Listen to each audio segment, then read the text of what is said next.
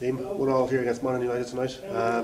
Played a lot of the game with 10 men, so pleased with the point?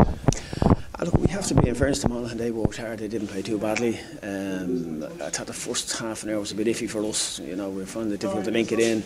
They had set up with a 3-5-2, and we were sort of still trying to play it through the middle of the park when it was a bit congested. And we just got to, look at the video analysis from that end, go back to the lads and have a chat about how we're going to counter that in future. But as I said, it's a work in progress. We're only our third game into the season.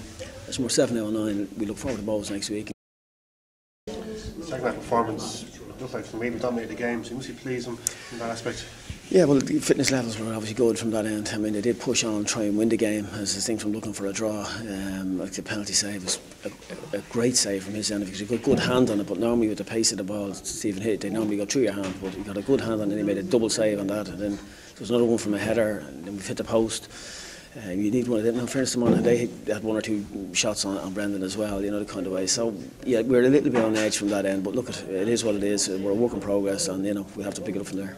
And for Dean Kelly, a wonderful kind of a scoop over Chris Benyon, and then unfortunately red card and shortly afterwards. Yeah, he was unlucky. I mean, the ball just ran away from his touch, just let it go 2 or 3 metres. He went in with both feet off the ground.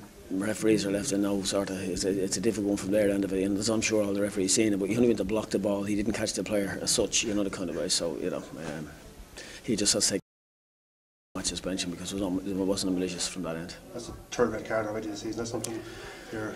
Yeah, we'd be anxious to sort of cut that out, obviously, because when you go down to 10 minutes, it's quite. What way do you go? Do you go your 4-3-2? Do you go your 4-4-1? There's different. If you're holding on to something, you can, the kind of way play a certain way. If you're going chasing the game, and I felt we were always going to be still in it, that's why we left it with 4-4-1.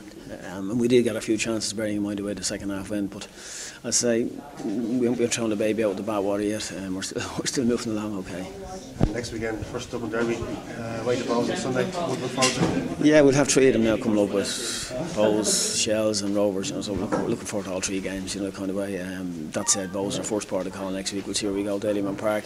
They're looking for points as well, so we'll be looking for points to keep us in contention. Bearing in mind the results the way they went today.